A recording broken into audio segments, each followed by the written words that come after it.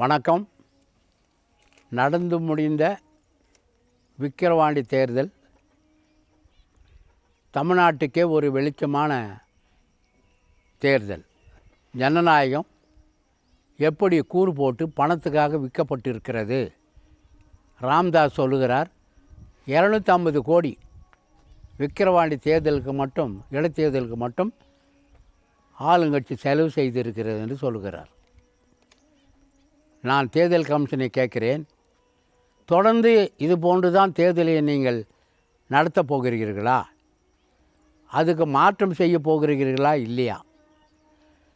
நான் ஏற்கனவே தேர்தல் கமிஷனுக்கும், மத்திய மாநில தேர்தல் கமிஷன், ஜனாதிபதி, பிரதமர் அனைவருக்குமே 2022 நான் எழுதியிருக்கிறேன். எல்லோருக்கும் சென்று இருக்கிறது. நான் என்ன சொல்கிறேன் என்று சொன்னால், இந்த நாட்டிலே சுதந்திரமும் ஜனநாயகமும் ஏழைகளுக்காக இருக்க வேண்டும் என்று நீங்கள் நினைத்தால், ஏழைகள் எண்ணங்கள் தான் மக்கள் பிரதிநிதியாக சட்டமன்றத்திலும் உள்ளாட்சியிலும் பாராளுமன்றத்திலும் இருக்க வேண்டும் என்று நினைத்தால், நீங்கள் தேர்தல் முறையை மாற்ற வேண்டும். எப்படி என்று சொன்னால், வாக்காளர்கள் தாங்களே வந்து வாக்களிக்க வேண்டும். தாங்கள் வாக்களிக்கவில்லை என்று சொன்னால், நாம் வரும் அந்த 5 ஆண்டுகளுக்கு ஒரு சலுகை அத்தனையும் ரத்து செய்யப்படும். பாஸ்போர்ட் ரத்து செய்யப்படும். ரேஷன் பொருட்கள் அத்தனையும் கிடைக்காது. எந்த சர்டிஃபிகேட்டும் கிடைக்காது. 18 வயசு ஆகிப்போச்சு, 19, 21 வயசு இருக்குது. மக்களுக்கு உன்னுடைய பிரதிநிதியை தேர்ந்தெடுக்கிறதுக்கு நீ வந்து வாக்களிக்க, அன்றைய தேர்தலில் வாக்கு அளிக்கவில்லைன்னு சொன்னால் உனக்கு எதுக்கு அந்த சலுகையெல்லாம் கொடுக்கணும்?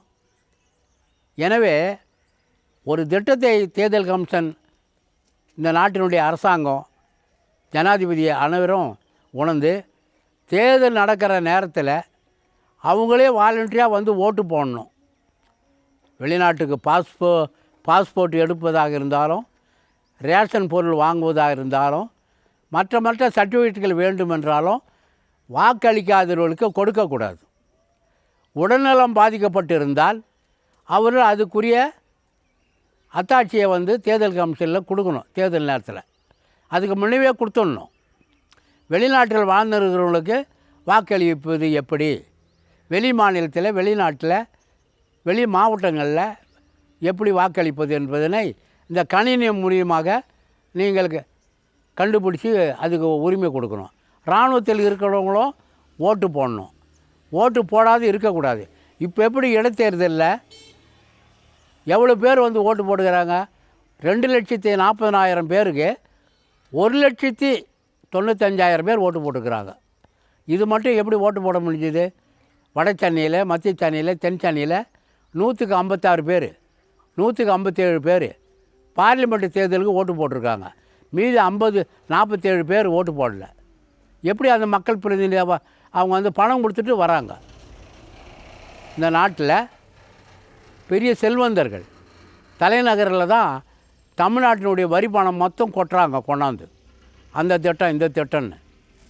எனவே வருங்காலத்தில் தேர்தல் கமிஷன் வாலண்டரியாக வந்து ஓட்டு போடணும். ஓட்டு போட்டுருந்தா அவங்கள டிபார்ட் பண்ணணும், தகுதி எடுக்க செய்யணும். பாஸ்போர்ட் கொடுக்கக்கூடாது. என்னென்ன தகுதி இல்லைன்னு சொல்லணும். முன்னாடியே பிரச்சாரம் பண்ணணும் என்று நான் கேட்குறேன். ரெண்டாவது, அது எடுக்கிறது ஈஸி. இந்தியா முழுவதும் 10 லட்சம் ஓட்டு சாவடிகள் இருக்கிறது. தமிழ்நாட்டில் 1,68,000 ஓட்டு சாவடிகள் இருக்கிறது. அந்த ஓட்டு சாவடிகளில் தேர்தல் ஆஃபீஸுகளை திறந்து அங்கே இருக்கிற கணக்கு வழக்குகள், புள்ளி விவரங்கள், எல்லா விதமான புள்ளி விவரங்களையும் எடுப்பதற்கு மத்திய சர்க்கார் ஏற்பாடு செய்யணும். அப்போ செத்த ஓட்டு, வெளியூர் ஓட்டு, வெளிமாநில ஓட்டு, வெளிநாட்டு ஓட்டு, படித்தவன் படிக்காதவன், என்னென்ன ஜாதி இருக்கிறான், எல்லாமே அந்த குறுகிய வட்டத்தில் ஒரு 500 ஓட்டுக்குள்ளே இருக்கிற இடத்துல அந்த ஓட்டு சாவடியில் 68,000 ஓட்டு சாவடியில் தெரிஞ்சிடும். அது ஒரு பெரிய காரியம் இல்லை. மத்திய சர்க்கார் தொல்துறை இலாக்கா அது எடுக்க சொல்லி அது செய்யணும். இனி வரும் தேர்தலில் பணக்காரன் போது தான் இன்றைக்கி பார்லிமெண்ட்டில் உட்காந்துங்கிறான். பணக்காரனுடைய ஏஜெண்ட்டுங்க, வசதி படைத்தவனுங்க, அவனுடைய ஏஜெண்ட் தான் நம்ம ஊர் கதிரவன், சாதாரண பெரிய கோடீஸ்வரன். எல்லாருமே தமிழ்நாட்டிலேருந்து போனவன் பூரா எஸ்சியில் கூட பெரிய கோடீஸ்வரன் தான் எனக்கு இருக்கிறாங்க, இல்லைன்னா வர முடியாது. கம்யூனிஸ்டில் கூட. எனவே வருங்காலத்தில் தேர்தல் ஒழுங்காக நடக்கணுன்னா 68,000 பூத்து இருக்கிறது தமிழ்நாட்டில், 10 லட்சம் பூத்து இருக்கிறது இப்போ இந்தியாவில். அந்த பூத்து ஆஃபீஸாக வச்சு வரவு செலவு கணக்கு எல்லா விதமான கணக்கும் பார்க்கணும். படித்தவன், படிக்காதவன், ஓட்டு இருக்கிறவன், ஓட்டு இல்லாதவன், இறந்து போனவன், வெளிநாடு போனவன், வெளி மாநிலம் போனவன், எல்லா கணக்கையும் ஒரு குறிப்பிட்ட நாளுக்குள் எடுத்து மத்திய சர்க்கார்கிட்ட கொடுத்து தேர்தல் அதிகாரிகிட்ட கொடுக்கணும். கம்பல்சரியாக ஓட்டு போடணும். அதுக்கு வேண்டி ஏற்பாடு செய்ய வேண்டும் என்று கூறி விடைபெறுகிறேன். ஜெய்ஹிந்த்.